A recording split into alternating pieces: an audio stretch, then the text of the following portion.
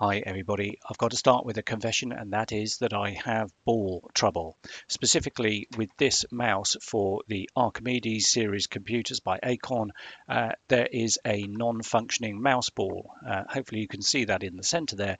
It's completely disintegrated within the mouse assembly. So much so, I think that actually it's interfering with the mouse buttons.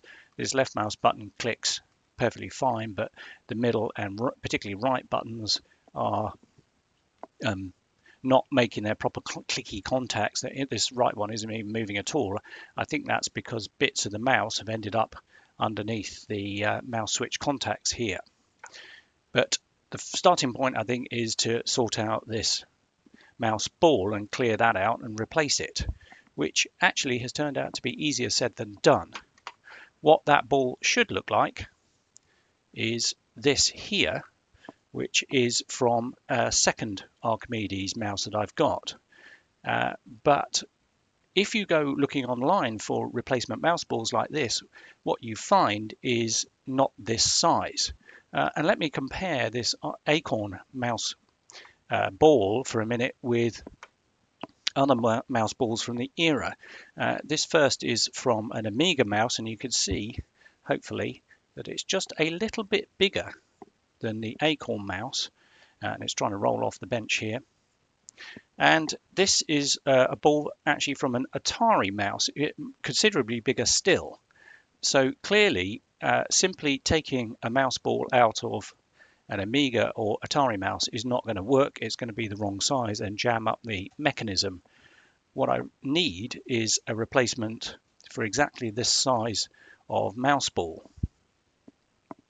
Now, having searched around, you simply can't get them. I mean, mice aren't being made with balls anymore, as far as I'm aware. They're all laser mice these days.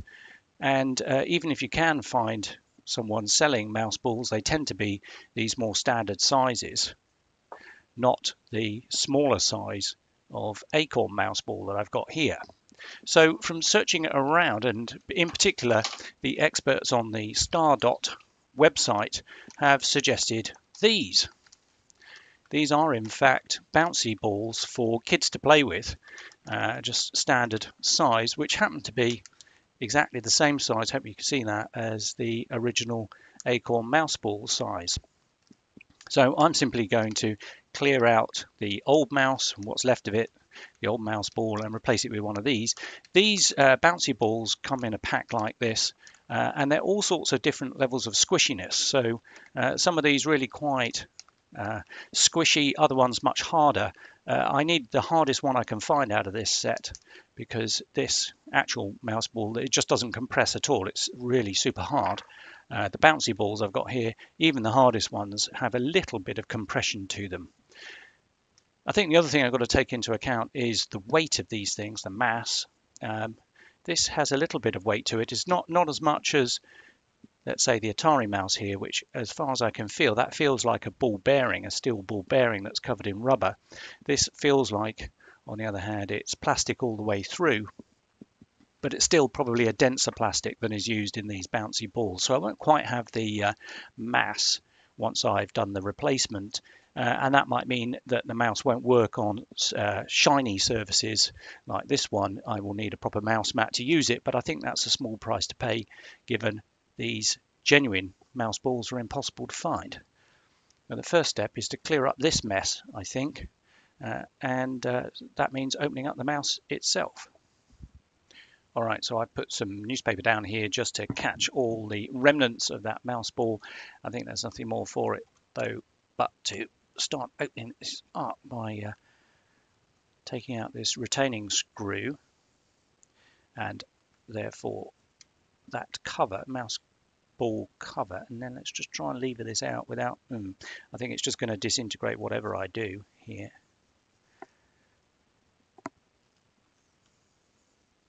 Really is like some old sweet or something that's just completely, yeah, collapsed.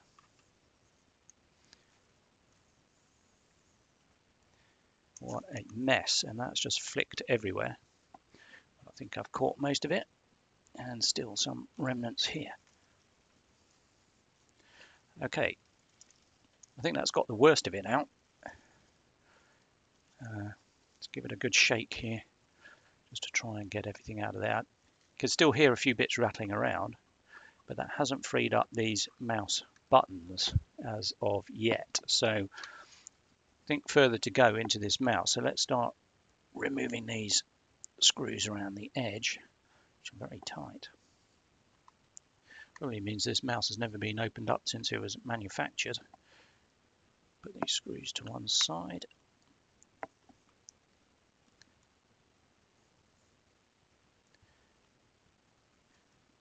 Opening it up will enable me to do two things. First of all, make sure I have really cleared out the remains of the mouse ball, because I don't really want it rattling around inside this mouse, but also take a look at those mouse switches, hopefully, and see if I can work out what is going on with them. It's possible they've simply aged and need replacing themselves. So that's all the screws. Let's just carefully open it. Oh, there you are. More residual mouse bits. And we have the innards here. Now, I'm not quite sure exactly what the inside of an Acorn mouse is supposed to look like, but I'm not sure if this is a standard part of it. That feels like someone's put in some sticky tape with washers inside it to give the mouse some extra weight. So I'm going to take that out, and here again, I don't know if you can see that on there, that looks like a bolt wrapped in tape, again to provide some weight to this mouse. Perhaps the original user didn't like its relatively light feel. Now, just trying these little switches, this right hand one does seem to click okay, so I think that one's all right. This middle one, yeah, I think that's going to click okay as well, at least on an initial test. I think the buttons themselves are okay. I wonder if some of the tape kind of got in the way there, had slipped over time and was just jamming the buttons. So let's just put that back on there, the housing on there. Can you hear that?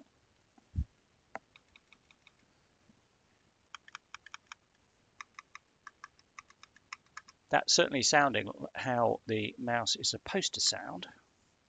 So that might be it. I think at this point I'm just going to reassemble it and try the new mouse ball and hope that that has done the job. It's simply a cleanup task.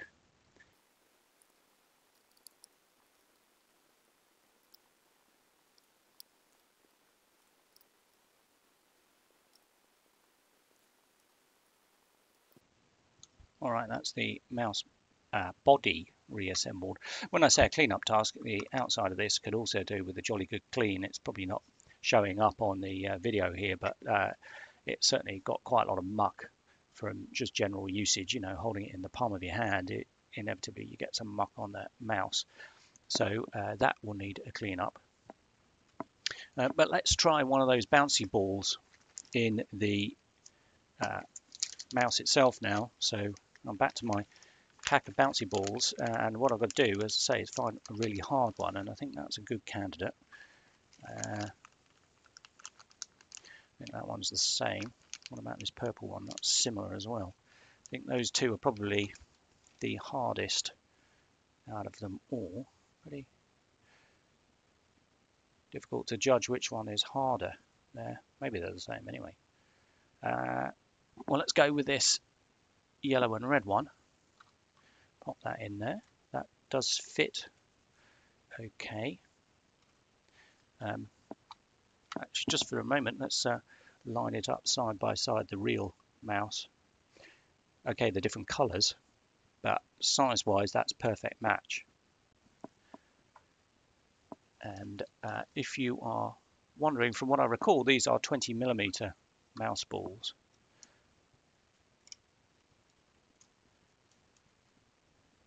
And on with the retainer clip, screw that in place. All right, let's clear some of this out of the way and at least has got the makings of a working mouse. I could feel there is some resistance as I try and turn the mouse ball here manually. So it does feel like it is engaging the little wheels inside that measure the mouse ball movement. So this is looking quite promising. Now I seem to have trapped it. There we are, inside a little bit. So perhaps got to be a bit careful with that. But otherwise, that looks like that might be on the way to being repaired. I think what I've got to do now is to plug this into a real Archimedes and make sure that the ball can be, or the mouse movement can be tracked on the screen. So here's the machine that I'm going to use to test the mouse out on. It is an Acorn A3000, one of the Archimedes line of computers by Acorn. And there's the mouse already all plugged in. I'm going to try it on this rather old mouse mat. Just try it out on there and see how that operates. And if that's working okay, I might actually try it out on the desk surface here, see what it's like without a mouse mat. But I think the first thing to do is get this computer going. So let's just switch over to show what that's looking like. And the machine's booting. And let's just move the mouse around. So there you go. That's working okay. So all good there. It does look like the bouncy ball is doing a decent enough job. What about those mouse buttons? Let's give those a go. So that was the right mouse button. That's working. Left mouse button. And what else have we got? Middle mouse button. So would seem like the mouse is back to how it should be operating, certainly on a mouse mat there. Let's give it a go on the desk surface. Does that work? Just about. Yeah, it does slip a little bit if I'm moving fast, I would say. But you can see from what's on the screen that it is behaving itself as a proper mouse. So, would seem as though this mouse that looked like it was completely ruined with an irreplaceable mouse ball that's destroyed in the middle of it and non-working mouse buttons, actually with very little time and effort has been completely restored. I'm really happy with that. Join me next time for more retro computing adventures. Bye.